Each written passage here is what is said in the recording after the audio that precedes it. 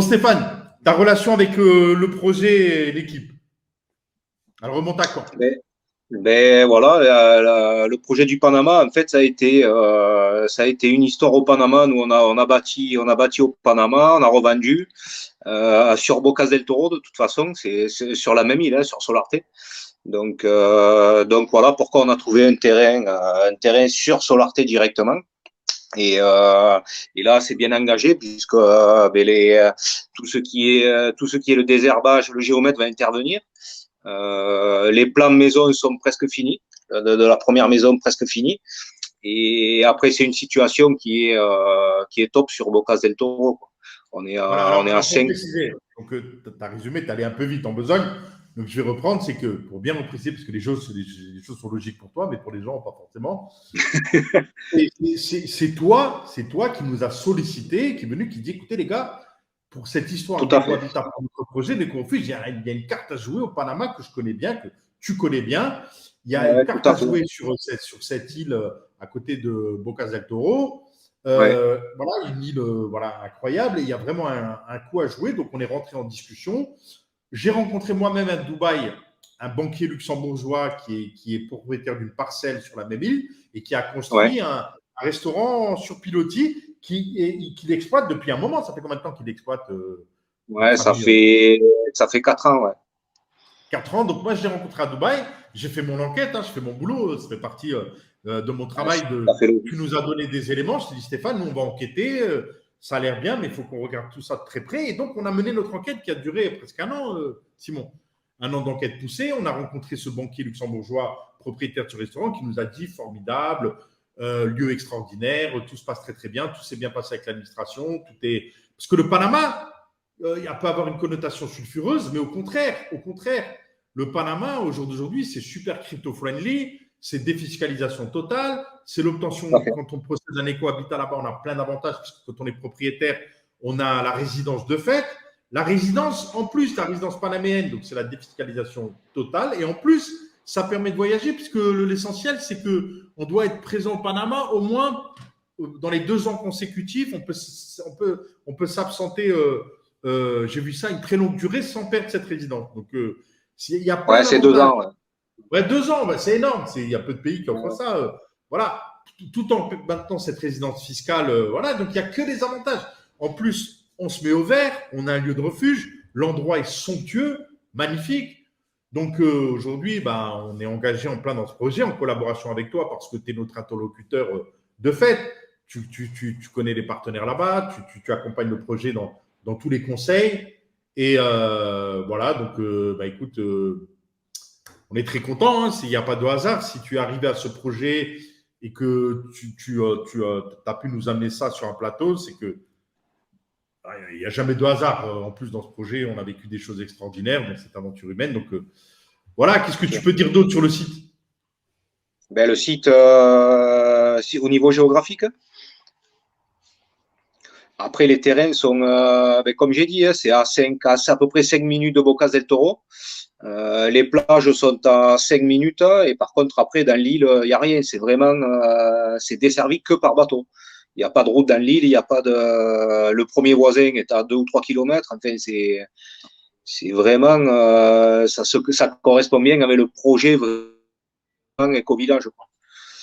Donc voilà ce qu'on peut dire au niveau géographie. Après au niveau desserte, commerce, au niveau desserte, par exemple, vous voulez un truc sur Bocas del Toro, il n'y a pas, vous pouvez le faire venir par avion, par bateau. Enfin, c'est quand même assez desservi, quoi. C'est pas perdu au bout du monde, hein.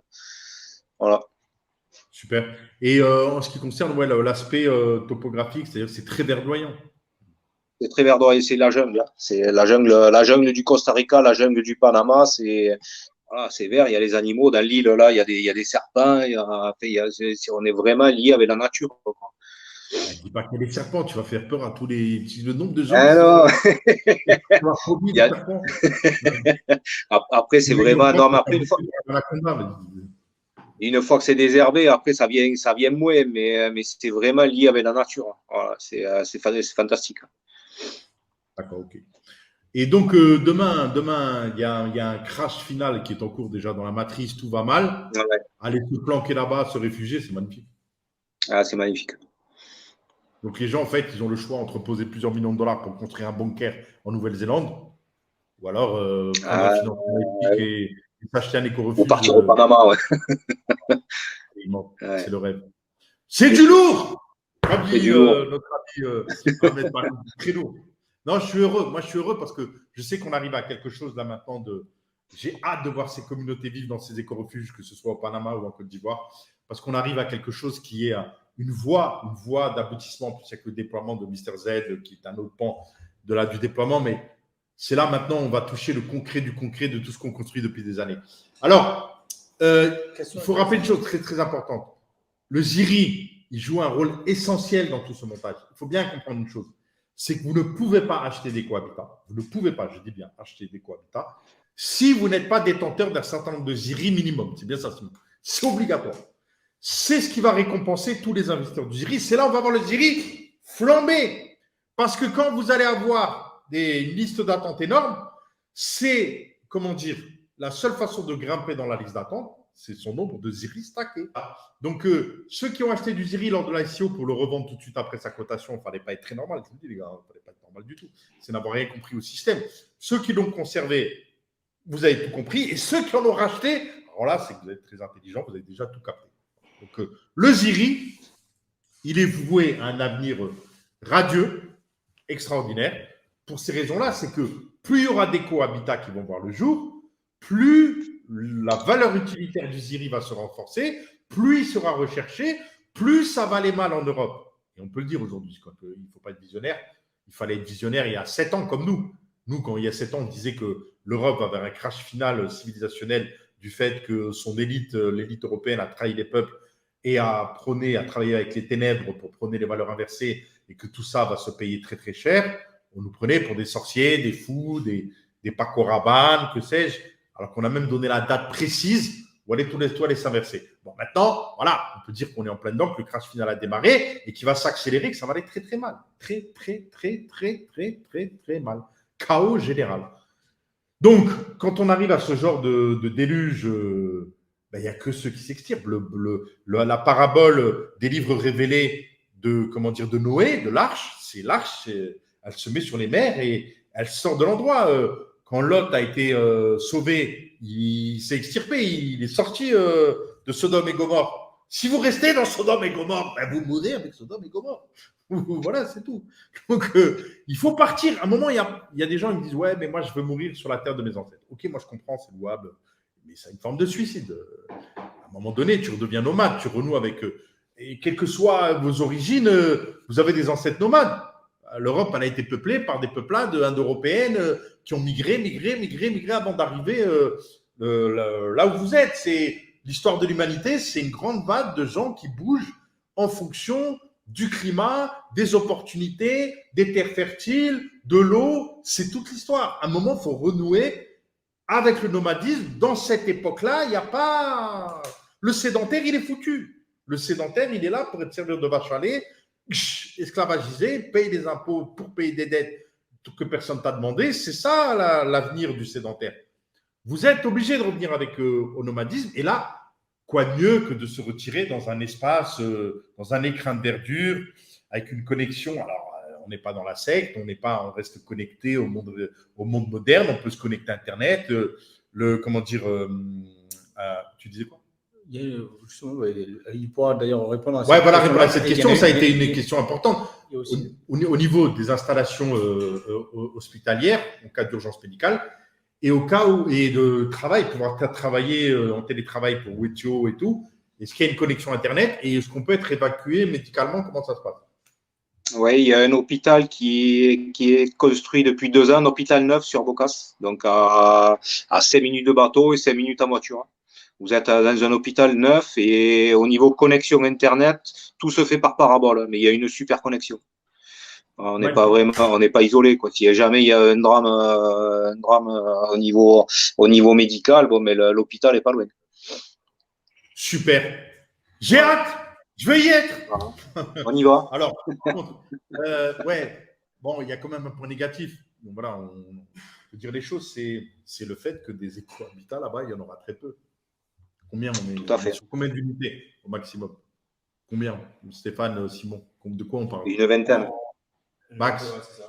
Une vingtaine. Sur des parcelles, 25. des parcelles de combien? De 1000 mètres carrés de terrain privé. En gros, Après, voilà, ça ne veut environ. rien dire. C'est-à-dire que dans les papiers, vous êtes propriétaire de 1000 mètres carrés, vous êtes propriétaire plein juridiquement de votre écohabitat, mais on est dans un espace ouvert. On n'est pas là pour s'enfermer, Mirador. C'est un lieu de vie. C'est un lieu de vie. On circule, il y aura des lieux communs, Et végétal. végétal, voilà. Donc, vous êtes dans un espace qui appartient à l'écofuge, mais vous avez bien vos 1000 mètres. Pour celui qui veut clôturer, fermer, n'avance pas sur mon terrain, il aura le droit. Voilà, on respecte la propriété privée, l'intimité de chacun, bien évidemment. Y a-t-il possibilité pour une personne d'acquérir plus que 1000 mètres? Parce que les parcelles ne sont pas dessinées. Si demain quelqu'un vient et dit moi je veux 5000 mètres, ce sera possible. Ça, il faut voir. Normalement, ce sera possible. Il faut voir les kilomètres directement. Voilà, il peut avoir 5000 s'il a envie, on a cette liberté. Autre chose, alors on parle de 20 parcelles maximum. Maximum, à mon avis, on est plus proche de 15, mais bon.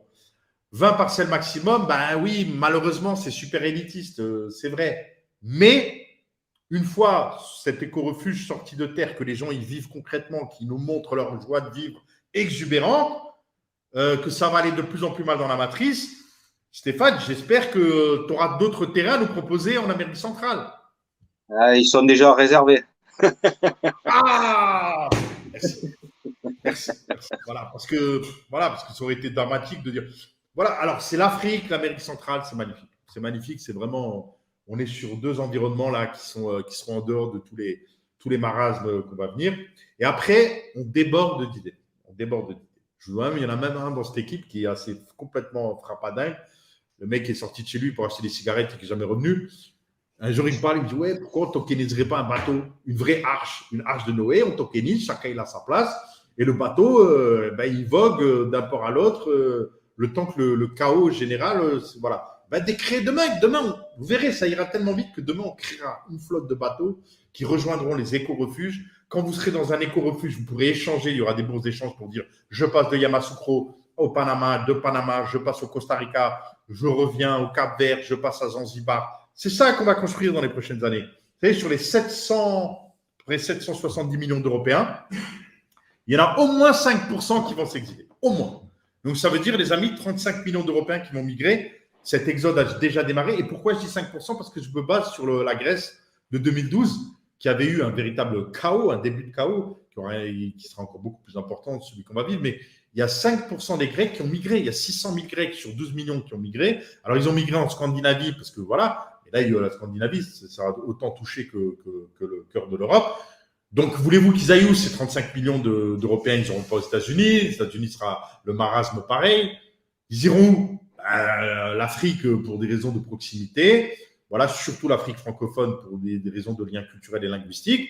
Et bien sûr, l'Amérique centrale et l'Asie. Donc, voilà, s'il n'y a pas 36 lieux dans le monde où on peut retrouver des conditions de vie qui soit aussi intéressante. Donc voilà. Alors, je le répète, il n'y aura qu'une quinzaine, entre 15 et 20 éco-habitats au Panama. Donc, envoyez vos mails rapidement. Hein.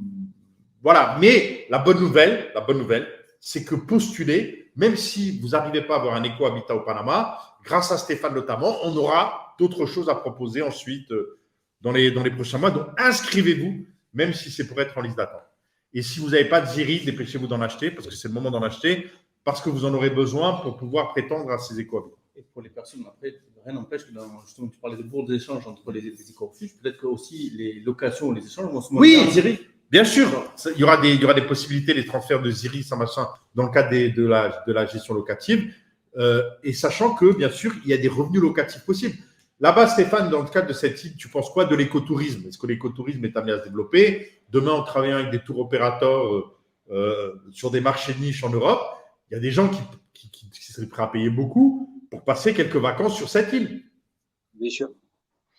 Tout à fait. Il y a déjà des resorts. Il y a déjà des resorts sur Bocas del Toro. Oui. Isla Sola. Et tout. Donc, demain, en termes de revenus locatifs, c'est peut-être un super investissement pour vous, pour générer des revenus locatifs très, très intéressants quand vous n'utilisez pas cet éco-habitat. Donc, les déboucheries seront évidemment multiples.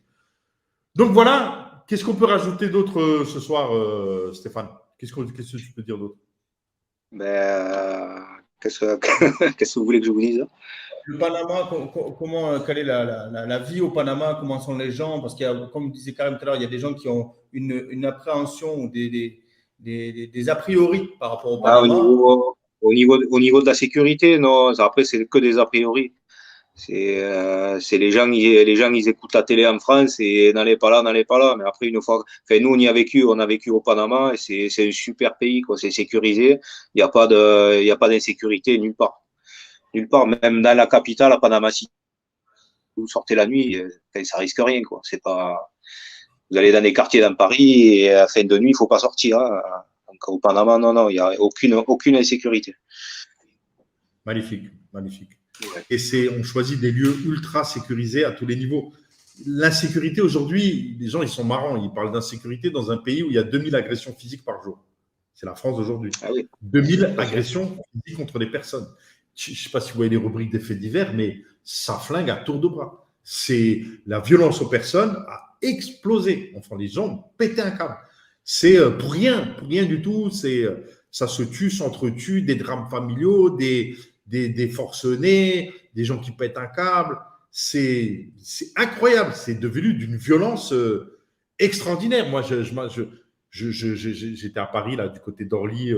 C'était pas le dernier séjour, mais l'avant-dernier. Un mec qui passe à notre hauteur, je sais que mes parents âgés, ils passent comme ça. Il était 23h, on était faire quelques pas. Il arrive à notre hauteur, ribambelle d'insultes comme ça. Le type, il avait des yeux ahuris, qui n'était pas dans un état anormal. Tu dis un mec comme ça, il est armé d'un couteau, t'approches, il te plombe, normal. Waouh. Quand tu viens du Maroc, quand tu habites Dubaï, quand tu habites Maroc, tu te retrouves confronté à de telles situations, tu dis, mais je suis où? Mais non, quand on vient de France, on n'a pas le droit de parler d'insécurité. Vous êtes au cœur de la matrice de l'insécurité et ça va aller malheureusement s'aggravant de plus en plus. Des questions? Oui, justement, en rapport avec ça. Quel est l'aéroport le plus proche? Quel est l'aéroport le plus proche, Stéphane? Bocas del Toro. Et Bocas del Toro, c'est combien de kilomètres? C'est à 5 minutes de bateau. 5 minutes de bateau. Voilà, l'aéroport est à 5 minutes de bateau. Disons que c'est un aéroport national. Ça dessert, et je crois que ça dessert, il y a le Costa Rica, il y a des pays quand même qui sont proches desservis. Mais après, de Bocas del Toro, il faut partir sur Panama City, changer d'aéroport là-bas pour avoir un aéroport international. Partir sur l'Europe ou voilà, les États-Unis ou le Canada ou l'Amérique du Sud. Magnifique. J'ai hâte. Ouais, donc ensuite. Alors, ah ouais, magnifique. Et le prix des fruits et légumes. Eh, mais Mesbad, tu nous rejoins aujourd'hui, peut-être, ce qui est fantastique, c'est très bien, tout à ton honneur. L'écohabitat, éco-refuge veut dire que l'autonomie alimentaire, il va y avoir des plantations et les gens vont manger ce qu'ils auront planté. C'est ça qui est beau. Alors, bien sûr, il n'y aura peut-être pas tous les fruits, ils vont faire venir des fruits, il y a la livraison en 5 minutes en bateau, mais l'objectif, c'est de planter bio, de faire de la permaculture et d'être autonome. Pourquoi autonome? Pourquoi c'est important d'être autonome du point de vue alimentaire? C'est pour que si demain, il y a un nouveau bordel de virus qui sont en train de nous préparer, on ferme tout, il n'y a rien qui sort, il n'y a rien qui rentre. Mais pour qu'il n'y ait rien qui sort, rien qui rentre, il faut être autonome du point de vue alimentaire. Donc c'est pour ça que ça va être un axe prioritaire pour les habitants des lieux, le faire vivre, c'est de s'appuyer sur les compétences locales pour avoir des cultures vivrières qui font vivre les gens directement de… C'est ça la beauté d'un éco-refuge, c'est quand autonomie en eau, autonomie alimentaire, voilà, et la possibilité demain de vivre en autarcie quand le cataclysme général aura démarré. Voilà, donc j'ai répondu à la question. Donc le prix. Sinon, voilà, alors le prix. La personne, elle veut faire ses courses en 5 minutes en bateau. Les prix par rapport à la France des légumes, des fruits. Tout ce qui est locaux, c'est moins 50% par rapport à la France. Voilà, moitié prix, quoi. Moi, après, voilà, si on veut manger à l'européenne, ça coûte plus cher que si vous allez à Carrefour en France mais on peut manger vraiment la culture panaméenne et il y a de la langouste, à 8 euros le kilo. Enfin, voilà. Après, on mange différemment, quoi. Ah oui. La langouste à 8 euros le kilo. Bon, on a 800 en République dominicaine aussi. Ouais, après, tout ce qui est locaux, c'est pas cher. Tout le poisson, la langouste. La langouste, c'est le poulet du Panama, en fait. Hein. Ils mangent pratiquement pas de viande. Et après, c'est tous les produits de la mer. Mais les Indiens, ils passent au bord avec la cayuco et on choisit ce qu'on veut dans le bateau, quoi. Voilà. Oh là là. Ouais, ouais. C'est resté vraiment nature, quoi. C'est vrai. Ouais, je crois que. Et on garde tout, on vend rien. C'est bon, on garde tout pour distiller. Est-ce que tu avais dit au départ? T'es sûr que tu veux qu'on le commercialise? Tu l'as déconné. C'est ce que j'avais dit au départ. J'ai dit, t'es sûr que tu veux qu'on le commercialise et on le garde pour nous? Ah, on partage avec la communauté. On avait dit c'est important de voir des gens de la communauté vivre dans ce temps. Ok, ensuite. C'est combien d'investissements? Bah, vous saurez prochainement, là, gardez l'écoute. Les prix vont être fixés dans les prochaines semaines, mais n'entendez pas les prix pour postuler. La SCI détentrice sera domicile dans quel pays? La SCI détentrice sera des domiciles dans quel pays? Alors, il faut savoir que la SCI, bon, c'est une société au Panama qu'on crée, mais elle a une durée de vie provisoire. C'est juste le temps de financer les travaux, machin. Après, les personnes récupèrent leur titre de propriété de leur habitat au fur et à mesure. Voilà, donc, mais elle est domiciliée forcément au Panama pour des raisons qui facilitent les démarches juridiques, évidemment. Quels seront les super? On a dit 1000 m², c'est de base. Oui, la surface habitable. La surface habitable. 105, on est sur 120. 120 à peu près, 120 m². Mais attention, là-bas, vous l'avez compris. Vous vivez à l'extérieur, Stéphane, on est d'accord? Ouais, bien sûr. Quand tu es dans un endroit comme ça, tu vis à l'extérieur. Voilà, c'est beaucoup plus important d'avoir des terrasses, des grosses terrasses couvertes. Le jardin, voilà, une belle terrasse, des belles terrasses, mais 120 m² habitables pour avoir un confort quand même. Là, les plans qu'on a fait avec Stéphane, c'est 2 chambres, un bureau, une grande cuisine ouverte sur séjour qui donne sur une grande terrasse qui donne après sur l'espace vert. Ok, magnifique. Et si quelqu'un veut 3 chambres, il y aura possibilité après en module sur mesure. Bien sûr. Voilà. Ensuite, question bête, ça se passe comment si je suis propriétaire d'un éco-refuge au niveau des impôts? Oh là là. Moi, je rentre plus dans cette histoire. J'en ai marre. C'est-à-dire que j'ai eu carrément des menaces physiques, ça machin. C'est la plus grande mafia au monde. C'est des voleurs. Le fisc français, c'est une grosse arnaque internationale. Donc, une grande mafia que je n'ai pas le droit d'attaquer si je tiens à ma vie. OK? Voilà. Démerdez-vous, payez moins d'impôts en France, c'est du vol. Merci. Voilà, vous avez compris? C'est bon. Qui sera l'architecte au Panama? Un architecte panaméen. Un architecte panaméen. Et bien sûr, vous aurez les maisons en 3D, les beaux modèles, les plans. Voilà, quand vous signerez la charte finale, vous aurez toutes les informations évidentes. Pour le stack du ZIRI, le minimum requis est de combien? Et avec ce minimum stacké, on peut acheter jusqu'à un éco-habitat ou plusieurs. Ah, il y en a qui sont malins. Moi, c'est exactement ce que je fais. Moi, j'irai me regrouper, stacker un maximum de ZIRI, je prendrai 5 éco-habitats. Tiens, je te les achète à ce prix-là et je te les revends au double. Il y en a déjà qui raisonnent. C'est bien, ouais, les gars. Il va y avoir beaucoup d'argent dans cette histoire pour tout le monde. C'est tout ce qu'on souhaite. C'est pour ça, inscrivez-vous en tant que revendeur. Alors, pour le stack du ZIRI, le minimum requis est de combien? Et avec ce minimum stacké, on peut acheter jusqu'à un éco-habitat ou plusieurs. Alors, on parle de 20 000 ZIRI au minimum, mais au cours actuel, c'est donné. Donc, dépêchez-vous d'en acheter. Après, ça va être aux enchères. Après, ça va être aux enchères, mais 20 000, c'est la base. Et après, avec ce minimum stacké, alors c'est 20 000 par éco-habitat. Parce qu'avec 20 000, tu ne peux pas acheter 5 éco-habitats, c'est 20 000 par éco-habitat. Et après, c'est les enchères. Et ce n'est pas 20 000 que vous payez, c'est stacké. Hein. Les 20 000 ZIRI vous appartiennent. Hein. Continuez à vous appartenir. C'est pas... alors, ce sera stacké sur un laps de temps donné. On définira la règle du jeu. On continue. Les températures, alors peux-tu nous parler du climat au Panama? Ouais. C'est le même pour République dominicaine? Non, c'est pas toute l'année pareil. Il y a un climat qui est plus dégradé au mois de novembre-décembre. Novembre-décembre, c'est plus dégradé. Dégradé, c'est plus de les températures qui baissent, c'est plus de pluie. C'est les saisons des pluies. Mais plus baisse, tu parles de combien? De moins 5 degrés, moins 10 degrés? Il fait, c'est 25 degrés novembre-décembre et 30-32 toute l'année. Je ne rigole pas, Karim. C'est comme quand t'es en hiver. En hiver, au Marrakech, il fait froid, mais c'est-à-dire froid. Il fait 12 degrés, mec. Tout le monde rigole. Bon, allez, vas-y, c'est bon, c'est pareil qu'en République dominicaine, c'est magnifique. Ensuite. Alors, pouvons-nous avoir une activité de thérapeute au Panama? J'imagine que rien n'empêche d'avoir une activité thérapeute. Alors oui, par rapport...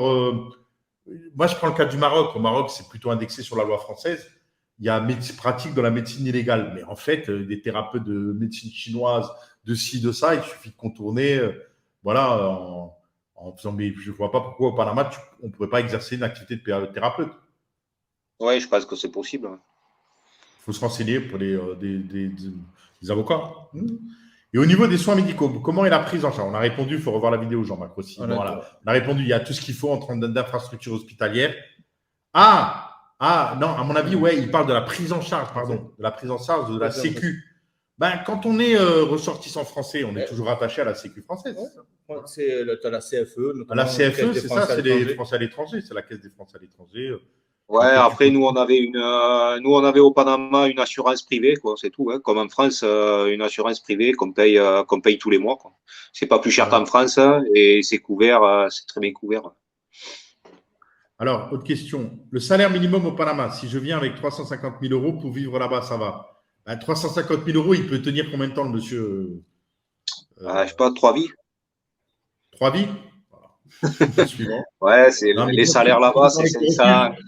Attends. Si tu vis dans l'éco-refuge, que tu participes à la vie de l'éco-refuge, que tu t'impliques, tu consacres une partie de ton temps, participer à la maintenance, à la culture.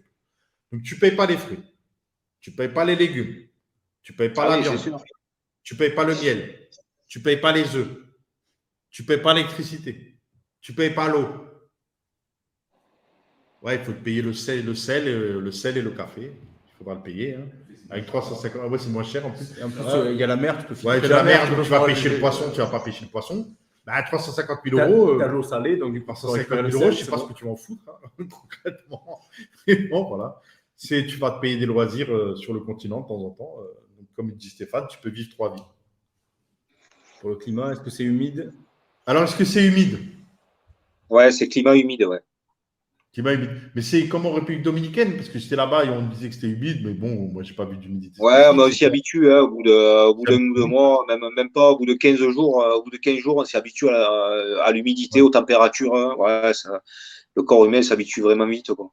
C'est pas insupportable, c'est pas vraiment des grosses chaleurs, il fait pas 40, 45 degrés, c'est 30 degrés, 30 degrés. Voilà, et en plus, c'est dans une île, il y a la brume marine, c'est pas supportable, quoi. Super. Ok. Autre question. Est-ce qu'il y a des tornades? Est-ce qu'il y a des tornades? Des risques de cyclones, de tornades, de comètes, de tremblements de terre?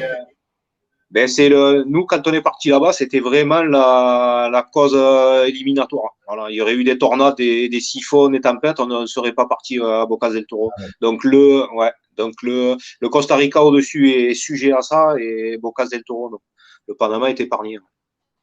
Super. Le stacking du riz a-t-il déjà commencé, monsieur Simon? Non. Par contre, engranger le ziri pour le ziri pour un stacker, oui. Mais le stacking, il n'a pas démarré. Il démarrera de façon concomitante avec la vente des éco-refuges. L'achat se fait monnaie locale, dollar ou balboa? Balboa, ouais, c'est la monnaie locale, le balboa. Ouais. Tu payes tout en balboa? Non, c'est que les pièces, en fait. Les pièces, c'est des balboa et les billets, c'est des dollars. D'accord. Ok. Non,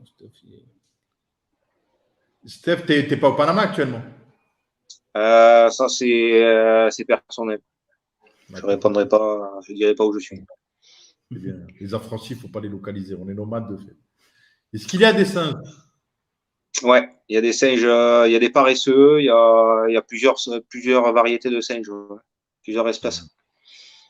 Magnifique. Donc il y a vraiment comment dire, un écosystème très riche végétal. Animal. Ouais, il y a une faune superbe. Ouais. J'ai envie d'y être. Moi aussi. Et la baignade là-bas, c'est comment que je vais me baigner? Je vais aller dans la mer des Caraïbes.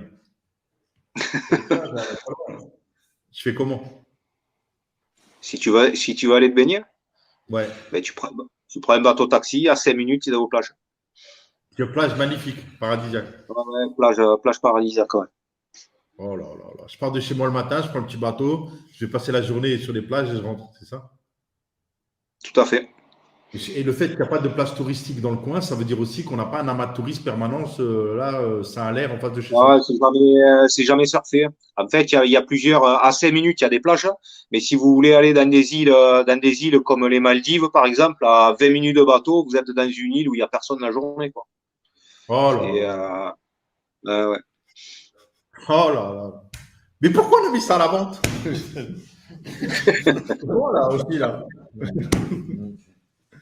Ok, alors, pour ouvrir école de surf ou autre activité sportive, il y a un quota, permis de travail, le sel, on sait comment faire pour en produire, comme le curcuma qui pousse comme la Beauverselle. Magnifique. Mais est-ce que ça a du sens? Une école de surf là-bas, est-ce qu'il y a une activité de surf dans la région là-bas? Est-ce que c'est propice aux vagues? Oui, sur Bocas, ouais. Donc, Sur Bocas, il y a la partie qui est côté mer des Caraïbes, pas à l'intérieur, côté lagon, mais partie mer des Caraïbes. Il y a des rouleaux, il y a du surf. Il y a beaucoup de surfeurs qui viennent sur Bocas. Il y a tout, quoi. Y a-t-il de belles vues environnantes autour des éco-refuges? Ben oui, La mer. on fera les vidéos, la mer est magnifique, c'est la mer des Caraïbes, c'est verdoyant, c'est la mer des Caraïbes. Quasiment tous les éco-habitats auront vue sur mer. C'est ça, Stéphane? Pratiquement tous, ouais. Après, après l'arrière du terrain où il y aura pas de vue mer, mais toute la première ligne du terrain, c'est vue mer. C'est au-dessus des mangroves, c'est vraiment vue mer. Ok. Coût du bateau, là, le coût du bateau taxi. Coût du bateau taxi, pour aller sur l'île principale, c'est 5 $.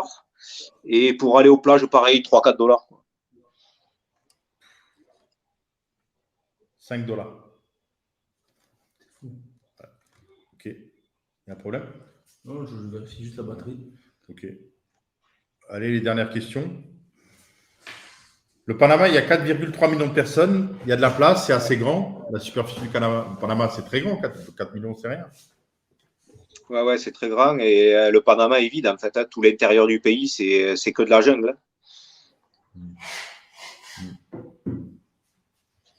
Bah, écoute, c'est magnifique. On refera d'autres lives, évidemment, au fur et à mesure de l'avancée du projet. Je connais l'anglais et l'espagnol, ce serait un plus. Combien de ziri faut-il pour investir dans un habitat? Il faut stacker, on a dit minimum 20 000 ziri.